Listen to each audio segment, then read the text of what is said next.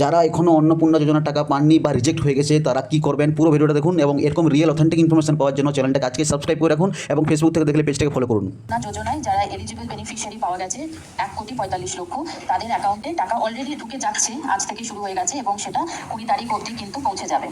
এবং সেটা পৌঁছানোর পরে বাকি যারা রইলেন, মানে ধরুন যারা 10 জুলাইয়ের আগে অ্যাপ্লাই করেছিলেন তারা কিছু কিছু এক্সক্লুশন ক্রাইটেরিয়ার মধ্যে পড়ে গেছে। কারণ যে এক্সক্লুশন ক্রাইটেরিয়াগুলো আছে, অর্থাৎ ধরুন তিনি হয়তো একটা মিউনিসিপ্যাল কর্পোরেশনে আছেন, তিনি হয়তো 50 ডেসিমালের ওপরে তার জমি আছে, বা তিনি নিজে ইনকাম ট্যাক্স পেই, তিনি হয়তো নিজে 10,000 টাকা ইনকাম করেন ইত্যাদি, যে এক্সক্লুশন ক্রাইটেরিয়াগুলো আছে তার মধ্যে পড়ে গেছে। কিন্তু তারপরেও তারা কিন্তু বঞ্চিত হচ্ছেন না, অর্থাৎ তারা কিন্তু তাদের ক্লেম জানাতে পারেন।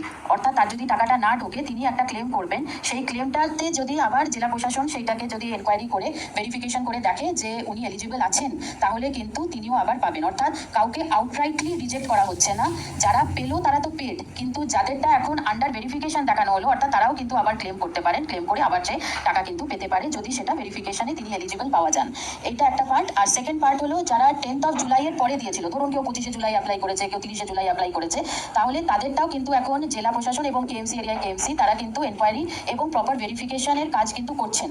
এই প্রত্যেকটা ফর্ম কিন্তু এনকোয়ার্ড এবং ভেরিফাইড, এবং তাই তারা সেই ভেরিফিকেশন করবেন এবং সেইটা তারা 3rd উইক অফ সেপ্টেম্বর অবধি পুরো ভেরিফিকেশন কমপ্লিট হয়ে যাবে।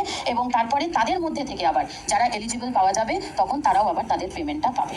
এবং তারা কারোর যদি কোনো গ্রিভেন্স থাকে, সেই জন্য আমি আবার বলছি যে আউটরাইটলি কাউকে রিজেক্টেড করে দেখানো হচ্ছে না, অর্থাৎ তারা কিন্তু আবার ক্লেম অ্যান্ড অবজেকশন দিতেই পারে। হতেই পারে যে কোনো ভেরিফিকেশনে হয়তো আরেকটু ইনডেপথ ভেরিফিকেশন করতে হবে, তাহলে সেই ক্ষেত্রে ক্লেমস দিলে সেটা কিন্তু আবার ভেরিফাইড হবে এবং তিনি যদি এলিজিবল পাওয়া যান পাবেন।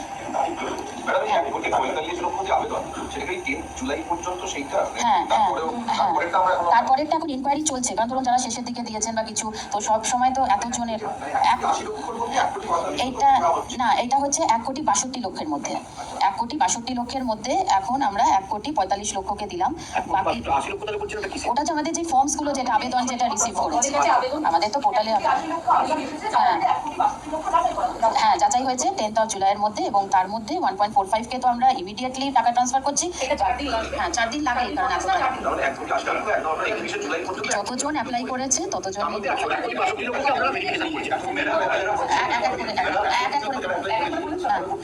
হ্যাঁ নিশ্চয়ই, কারণ হচ্ছে যে এইটা আমাদের সেপ্টেম্বর অবধি যখন যাচাই হয়ে যাবে তখন আবার যারা এলিজিবল হবে, এখন অবধি পোর্টালটা বন্ধ আছে কারণ এতগুলো যেহেতু ভেরিফিকেশন করতে হচ্ছে, আবার যখন পোর্টাল খোলা হবে তখন যারা এলিজিবল হবে তারা আবার অ্যাপ্লাই করতে পারবে। হ্যাঁ হ্যাঁ, যাদের যাদের পাচ্ছেন না, মানে যাদেরটা আমরা এখন হেল্ড আপ করে রেখেছি, তাদের কিন্তু একটা রিবেনে কিন্তু তাদের একটা কারণটা জানিয়ে দেওয়া হবে। ধরুন সেখানে লিখে দেওয়া হবে আইটি পেই, কিংবা দেখা গেল যে মান্থলি রেমুনারেশন মোর দ্যান 10,000, যা যা আমাদের এক্সক্লুশন। অনেক ক্ষেত্রে দেখা গেছে যে তাকে হয়তো ভেরিফিকেশনে গেছে কিন্তু তাকে পাওয়া যায়নি, সেজন্য নট ফাউন্ড, যাই রিজন থাকুক না কেন সেইটাও আমরা লিখে দেবো, যাতে সে সেই উদ্দেশ্যে, মানে সেইটার ভিত্তি করে সে যাতে তার ক্লেমটা দিতে পারে।